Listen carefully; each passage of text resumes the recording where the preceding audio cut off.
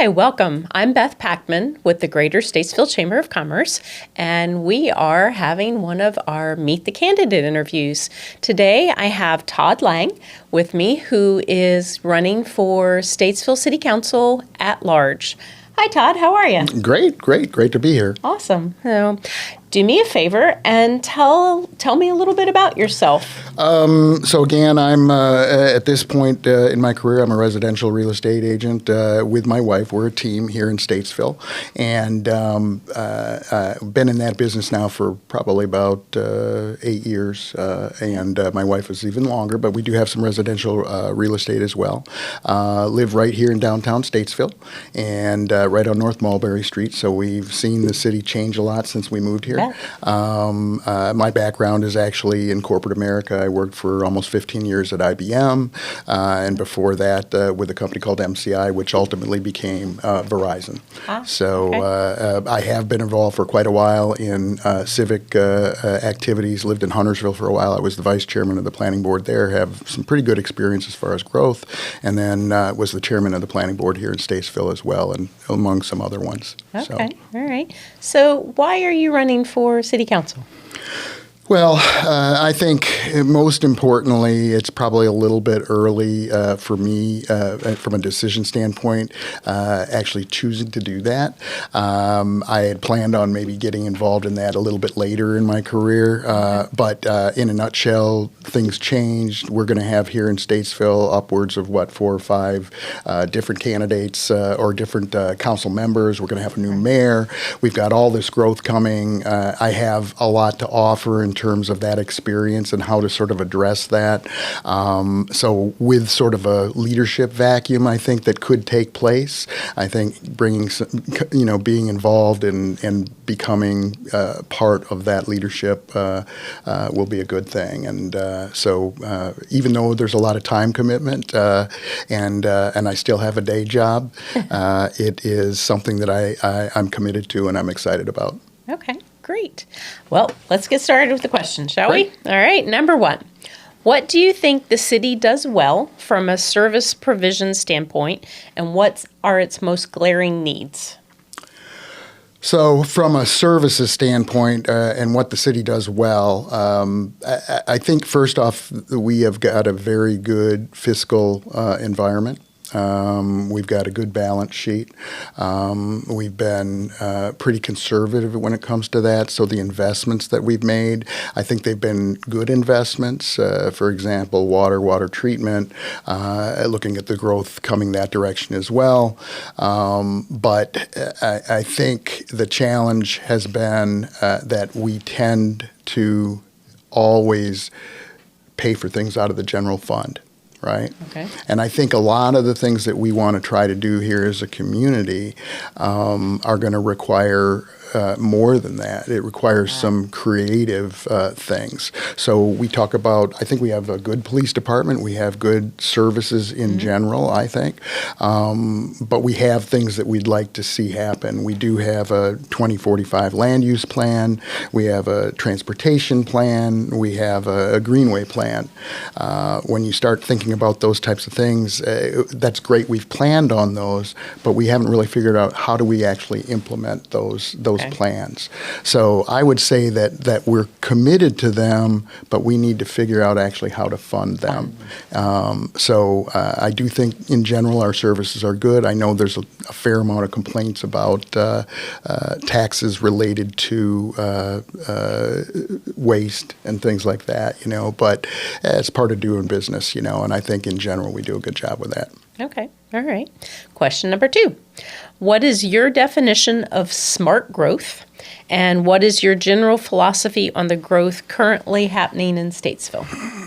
So again, my background is very much involved in planning, right? So as I was chairman of the planning board, I was actually on the land use planning committee.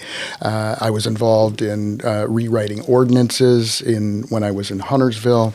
Of course, Huntersville has been tremendous growth community. When I moved there, it was 3,000 people, and it's pushing 70,000 now, I think. And here at Statesville, same thing. We we haven't really benefited from all of that growth at this stage, but it's starting to happen. And I think that we're well positioned from a growth standpoint, generally from a road perspective, because we have 7 major roads going in and out of the community. On the other hand, we don't necessarily want to turn around and raise taxes. We need to do some things with these plans that I referenced, which is the land use plan and the transportation plan, as well as the green space plan. Okay. By doing that and taking the next step, we're going to be able to take advantage of some of the new tax base that's coming in, right, without necessarily having to raise taxes, but having the opportunity to have more money for a change, I think is going to be great for us, and we should be able to implement those plans, for example, along the corridors like Shelton Avenue or Salisbury Highway or Front Street. And that's one thing I've heard quite a bit of as well, is that people talk about all the growth that's taking place outside of the city, and these highly dense little developments that are there with small houses. They don't necessarily like that. That's happening a lot just because we aren't driving the development community to drive here in the city and build density in the city where it really belongs and where our plans are. Okay. All right.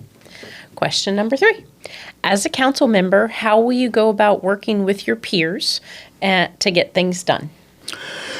Well, I think anybody that knows me I am work very much around collaboration. So a big part of what I did when I was in corporate America was solve problems, and that's a big part of what real estate is all about, whether it's in residential or in commercial real estate. It's about understanding what the problems are, what the challenges are, what the issues are, and then try to come up with solutions to those, but not in a vacuum. And what I like to think is that I am open to any idea. I don't care how off the wall it is. I don't care if it's ideological initially. I'm really more interested in how do we look at these the things, the challenges that we're faced, and how do we look at them as a problem, and how do we solve those problems. So coming up with a solution means being open. And it means respecting the people that you're going to be working with. It means respecting other positions. And I think the hard part sometimes is, at least in our place, in time here in not only Statesville but across the country, is that agreeing even on the problems is hard sometimes. But I think my experience has been that people trust me because I am a collaborative person and I am open to that, and I think that's really important. Awesome. Okay. All right. Last question.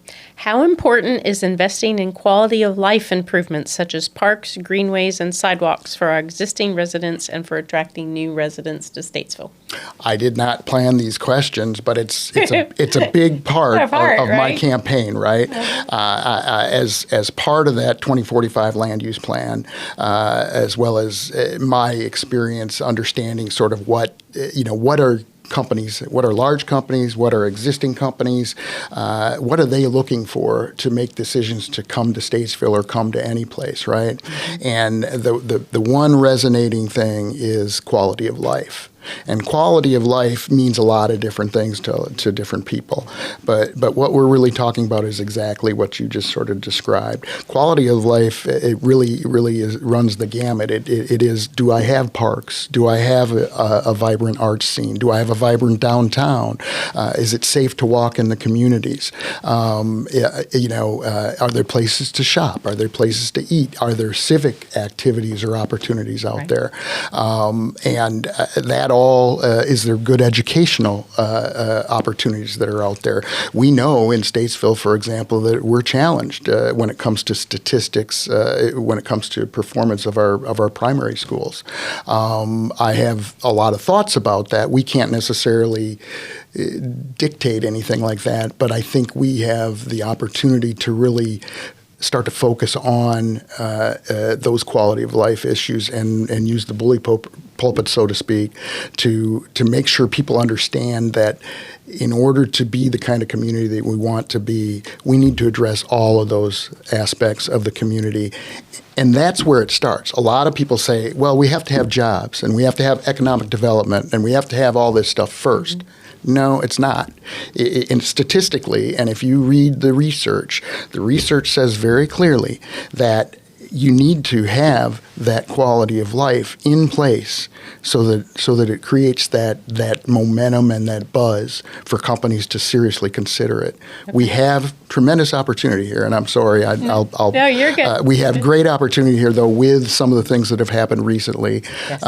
And that is going to increase our tax base. We can do a tremendous amount of things with that increased tax base to address these kinds of things that maybe outside of Statesville, and even some of the people that have lived here forever don't think we're quite as great as we are. But it's a fantastic community with a great sense of community, and I think we can do almost anything with this. Okay.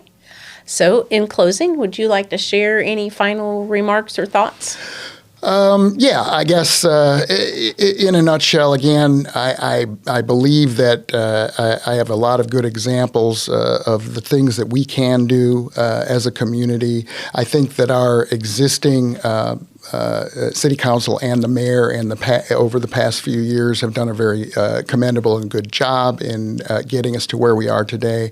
But I think we have the opportunity with new tax base and to also address additional opportunities with this growth to increase our tax base and provide better services and really focus on these quality of life areas and improve our community across the board. So I'd ask for your vote beginning on October 16th and on November 4th, and I appreciate the opportunity. Thanks for joining us today. Thank you. I appreciate it. You bet. Thanks.